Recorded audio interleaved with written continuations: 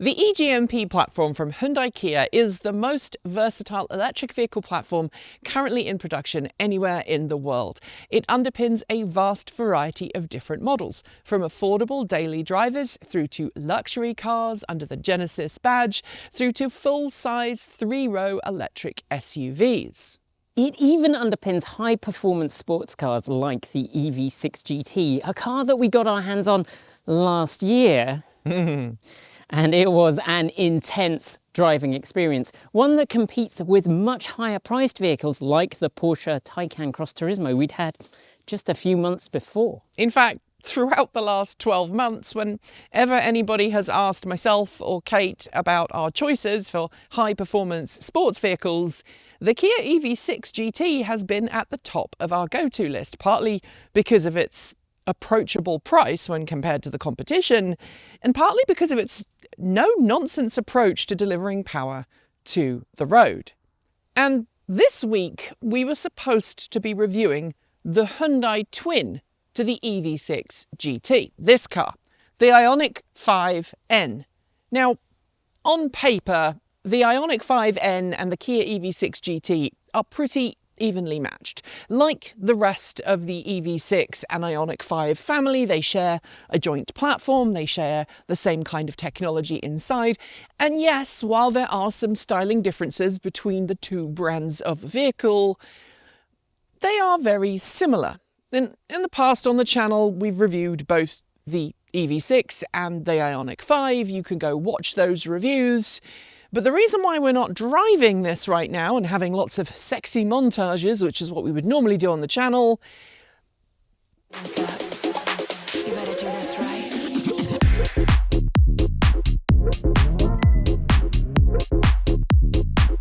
it's a car. We've been hit by some bad luck. Yeah, this isn't the first car that we've had a problem with, but today, on my way down for us to film, I was given a present by a guy with a lawnmower at the side of the highway. And in the state of Oregon, where we are based, we could get pulled over and cited for that. So we've decided not to film and instead to give you a quick review with just us standing here.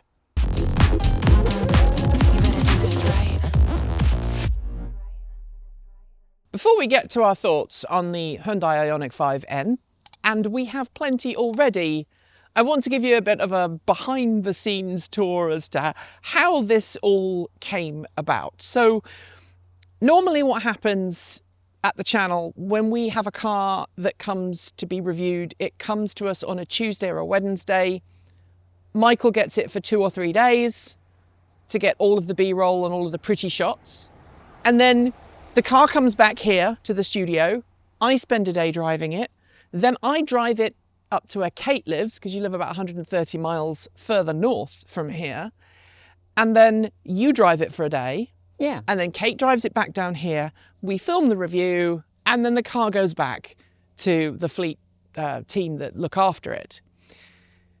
And in the last few months, we've had some bad luck with cars. So we had the Fiat 500e, which threw an error after we'd filmed our pretty B-roll, but before we'd actually had a chance to film the actual review. I think it was the day you were going to bring it up to me. It was the day we were filming rolling shots, no, and then we rolling were going shots. to take it up to you.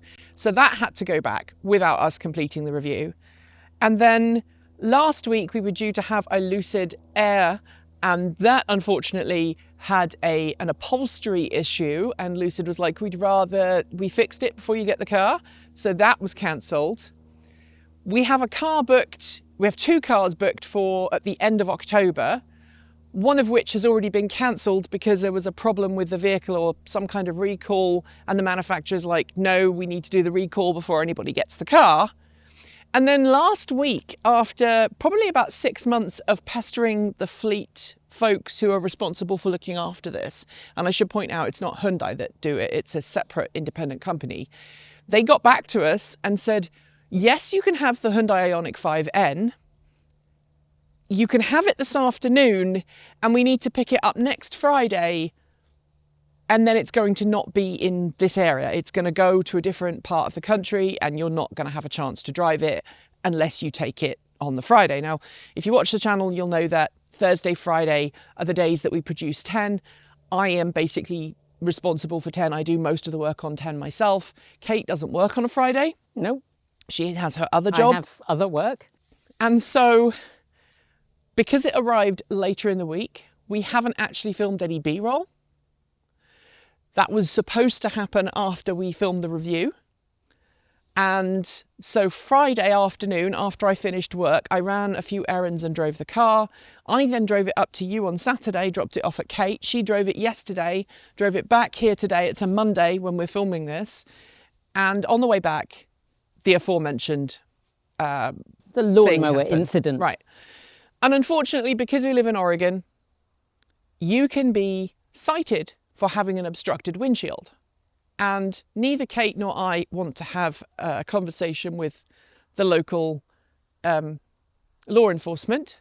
And so after talking to Hyundai, after talking to the fleet operator, the decision has been made. We're not going to drive it and review it on camera, but we have both driven it. But we've both driven it. We've done actually the driving we would normally do to review it. And then we just sit in the car and talk about our opinions. Right. So let's talk about it. It's an IONIQ 5 in every sense of the word. There's one thing that's different, kind of materially, on the exterior of the vehicle. There's no front trunk. There's no frunk. Which is weird. We don't actually know what is under there. There's a small box. There's a small box, which I think is probably the noisemaker. We'll come to that later. There are also some styling differences at the front. So it's more aggressive. It's got massive, massive wheels. Pretty massive wheels. Pretty massive wheels, but there's not a lot of rubber on these. And this is a car primarily designed for track day fun, for drifting. Obviously, one of the features that this car has that we haven't been able to test out for obvious reasons is it has a drift mode. It allows you to basically let the rear of the car go sideways. And because this is an all-wheel drive car with 640 horses. Yeah, if you put it in its boost mode. It has an incredible amount of power. It can go sideways and it's very, very quick. It is very, very quick. It is, to be fair, probably an enormous amount of fun on a track. I wish Hyundai gave us a track day to play with it, because that would be pretty awesome. But you can certainly get some pretty fun cornering done. It rides nice and flat. It's very flat in the corners. The suspension is incredibly stiff. Yeah. So I live out in the country, driving this up to you on Saturday morning and avoiding Portland and going the back way and going through Rainier. My partner was with me and she was not impressed by the suspension. And I think she said something along the lines of, honey, I am not 20 anymore. It definitely is very stiff. It has the electronic adjustable damping, so when you put it in sport mode, it is really stiff. And certainly, let's say that my spirited driving across the mountain range. The mountain range, that road surface is pretty poor and you definitely felt it. Also, it has much more sporty seats than the standard IONIQ 5. Yeah, these are bucket seats. So if you are of a certain size, you may find it uncomfortable to fit. I just about slotted in. And they are somewhat firmer. So with the combination of the firmer suspension and the firmer seats, if you live somewhere where the roads are not great, this is probably not going to be a fun choice for you. However, you can drive it like a regular IONIQ, and that surprised me. So there's a button, there are many buttons. So many buttons. You wouldn't believe how many buttons have come up to me, tears streaming down their face, saying, Why so many buttons? no, it does have a lot of buttons. So there are many buttons on the steering wheel, which is the same as the rest of the Kia Hyundai family, but there are extra buttons on the steering wheel this time. So you've got your paddle shifters. You've then got two N buttons, which are customizable. And I had a silly laughing fit when I read the manual for the car, and it said, in order to customize the buttons, you have to press the button for approximately 0.8 of a second. Yeah, that's a very specific and very short amount of time. But I mean, if you are buying this as a track day car, presumably 0.8 seconds is an eternity. Yeah. When you're dealing with hundredths or thousandths of a second for lap times, so it has the ability to have a lap timer, and you can program that into the N buttons on the steering wheel. There's also a button just for me. Yes, yeah, there is a button marked NGB. It's also a really good colour because it's orange, which is one of my favourite colours. And NGB doesn't actually stand for me. It means N Grin Boost, which is the boost mode. Like the boost mode that we've seen on other Hyundai Kia eGMP based vehicles, it gives you 10 seconds of extra power, which is where you get the 640 horsepower.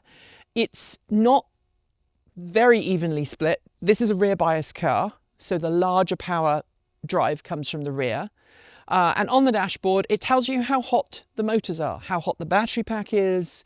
It's very much engaged for sporty performance. It is. That dashboard does look like it's intended for someone who's doing track days. Yeah. But it also speaks very much to me, aged 8, playing revs on the BBC Micro. Yeah, it's got that 1980s vibe to it, and we've both talked about the fact that we feel this is definitely a Gen X's car. I mean, it's $67,000 US, so this is not a car that you're going to buy any younger point in your life, unless you're very, very wealthy, and maybe you're a Bitcoin, mogul or something. But I was thinking Nepo baby, but I mean, this car absolutely speaks to the kind of 80s kid who absolutely wanted a hot hatch, who wanted that blacked out windows, lowered car, really wanted the performance, and is now an adult and has the money to go, I want a toy. But is not so old that they're going to have difficulty getting in and out of it. Because it is a bit of a thing to get in and out. As I said, seats are manual, steering adjustment is manual, and that is fine. Obviously, it lightens the vehicle. But there are some additions to this vehicle that have removed some of those weight savings that I have personal problems with. Let's talk about the noisemaker. The noisemaker adds a synthetic engine noise, which you can use even when parked, so that you can rev the engine of the car in the manner of a teenager who's just got their first, I don't know, Peugeot 205 GT.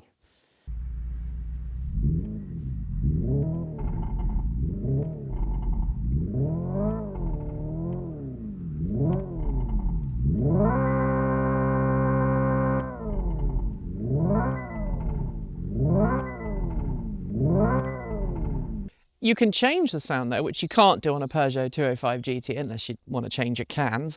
But the whole synth aspect of this is obviously it's a tie over from the rest of the Hyundai Kia family, noisemakers and how you want it to do.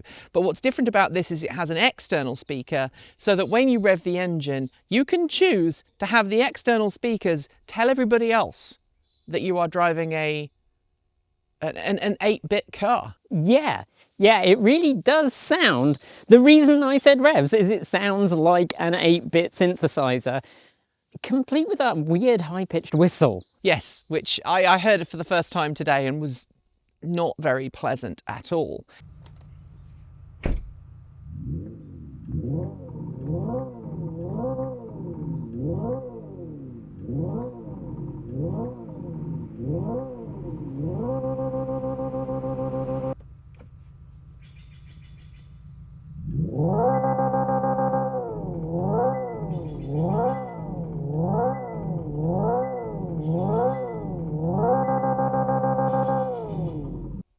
The rev, the noise, the engine sounds are best experienced if you put the car in its fake sort of shifting mode. Obviously, it's got an electric motor. It doesn't actually have anything other than a single reduction gearbox from each motor to the wheels. But you can trick your brain into thinking that this has got an 8-speed automatic transmission. Yeah, presumably it should feel like a Paddle shifted. paddle shifted transmission. It gives you a little jerk. Why? I mean, that is genuinely what I felt. So there are some issues with this, right? So if you're in the paddle shift mode, I'm not going to use Hyundai's name for it because A, I've forgotten it, and B, it's N shift or something, isn't it? Yeah. N fun, maximum boost. Super happy fun boost. It makes the experience more jerky for your passenger. We've already talked about how both of our partners were not very plussed with this car. But also, it removes your ability to make use of one of the best features of the eGMP platform, which is the adjustable regenerative braking through the paddle shifters. You have paddle shifters on your 2019 Nero. All of the eGMP-based cars have paddle shifters that allow you to choose how much regenerative braking the car has when you lift off the throttle. And if you are in the faux paddle shift mode, you can't then adjust to regenerative braking, which means you then have to rely on the pedal to do most of the slowing down. And it's a blended pedal system and it's very good, but it's a little off-putting. And if you want to have the paddle shift mode, you also have to have the silly noises. You can't have the paddle shift mode without the silly noises. Honestly, though, I'm not sure that's that much of a problem, because if you're the sort of person who wants the paddle shift mode, I have a feeling that you want the silly noises to go with it. I mean, the excellent noises and that you will probably enjoy. Also want to do conventional braking as opposed to accelerator lift-off braking. But the fun thing is, if you've got it in the paddle shift mode and then you hit my button, the NGB button, it turns off all of the synthesized sound for 10 seconds. And then when your 10-second timer has used up, it then goes back to making a noise. Yeah. I don't quite understand the logic behind that. One would imagine that when you press your magic NGB button, you would want more sounds. Well, I wouldn't, but I imagine that people who want the sounds would want more sounds. And on the subject of sounds, you can also choose to have, you know, your faux exhaust farts when you change down. Yes. But yeah. not like a Morris Minor. No, it doesn't blow raspberries, it just does the pops. It just does the pops, which is very off-putting. And of course, you combine that with a very, very firm suspension, and it does give you that, I am driving, potentially, a futuristic internal combustion engine vehicle, but the power delivery as an EV and the faux gear shifting takes away from the benefits of driving an EV. And you know what it reminds me of? It reminds me of the people who go, I'm vegan now. And you go, great, great. They go, I've got a freezer full of Impossible burgers. Okay. I mean... What floats your boat, hun? Good for you. But have you tried actually cooking proper vegan food? Like, there's a massive list of really cool and wide and varied tastes that you can have, but you're stuck with the substitute. And that's what this feels like. It's not even your Impossible burger or your garden burger. It's some faux meat substitute that isn't actually as good as just having an alternative to meat. And that's such a shame, because in so many ways... This is a really good car. It's a really good car. Like, once you turn the nonsense off, it's amazing fun. But for this reason, I always are going to recommend the EV6 GT over this. They're equally matched. And the styling of this is epic. Oh, I love it. I love the styling. I love how flat it is in the corners. I love the feedback you get through the steering wheel. But if it's this or the EV6, I'm going to choose the EV6. Yeah, I mean, it's funny because if I was choosing a regular vehicle, like if I had to replace my 2019 Nero and I needed a new car and I was given the choice between the IONIQ 5 as stock and the EV6 as stock, I would take the IONIQ 5. I think it's a more practical vehicle. It's got a more open design inside. It's a little bit more grown up in some ways. It's also, I think, more family friendly, and you know, I want to have a family, so family friendly is great. And also, I chuck a ton of stuff in the back of my Right, car. Like, right. I use that load space. But if I was buying a super fun, like, throw it around the track car, then I would go with the EV6. And I feel very much like you in all of those respects. It is, and this is very subjective. We need to be clear here. This is subjective. We enjoyed driving it before the windshield broke. And there are some benefits to this vehicle. You know, that it's got a more open cabin because the EV6 has got that kind of faux extension flying buttress dash that comes out into the center console. This doesn't. This, I don't think, has the fully movable center console of the regular I think it's got a lighter, more fixed object. The rear seats are, you can move them forwards and backwards, and you can adjust the rake, which is great for carrying stuff in the back. There's not really an underfour space to think of, so it has much more, has a more reduced load carrying capability than the regular IONIQ 5, but it's still competent in that regard. I want to have an option to spec this from a factory without the noisemaker. Yeah.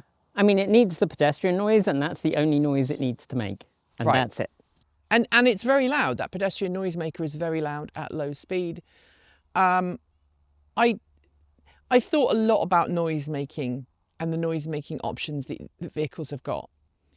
Ford's got one for its Mustang Mach-E GT, and funnily, if you have an F-150 Lightning Platinum, you get the option of a noisemaker, but all the other F-150 Lightnings don't have a noisemaker inside, which is fine by me.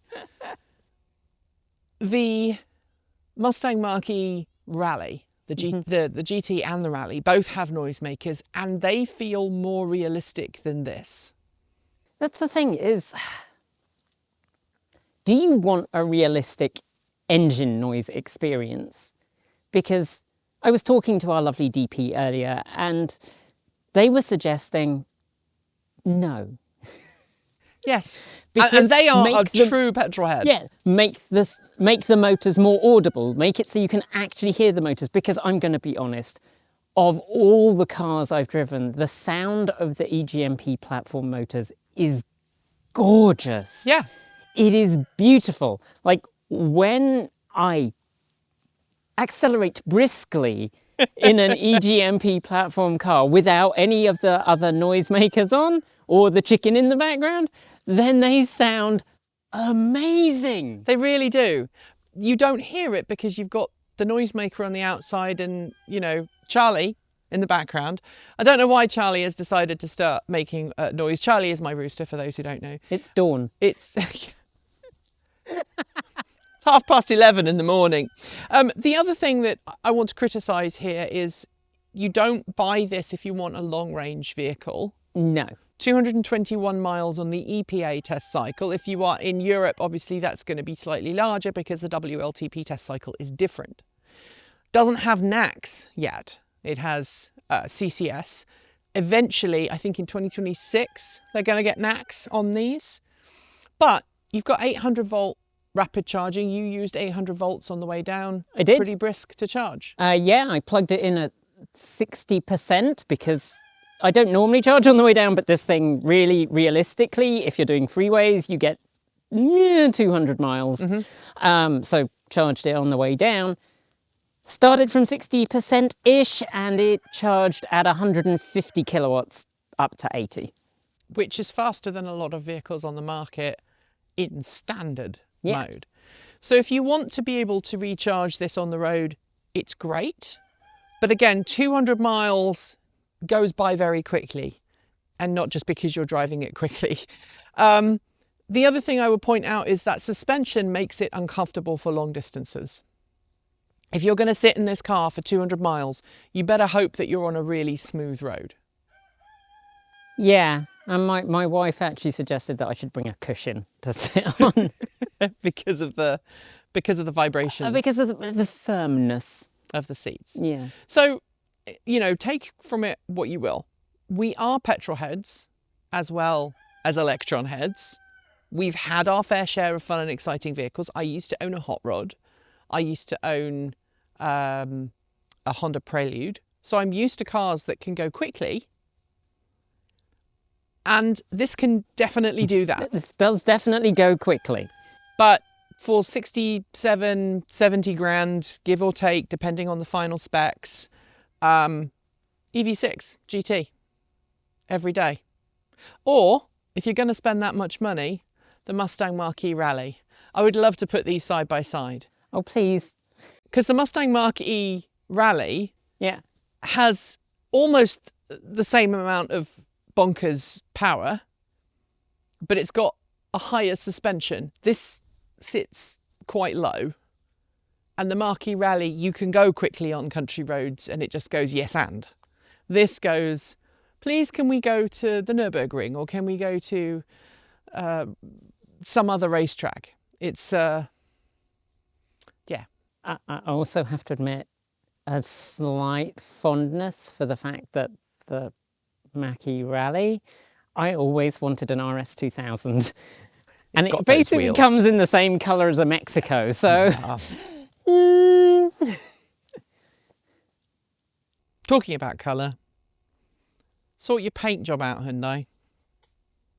There's a lot of orange peel on this. Other than that, great car, fantastic car. And the chip in the window, we had nothing to do about it. And we're unlikely to get this back. Not because there's a chip in the window, just because this car is in demand and it's off to California in a few days. So we're sorry this is not a full review, but I was just told that we are at 35 minutes. I think we've said everything we possibly can.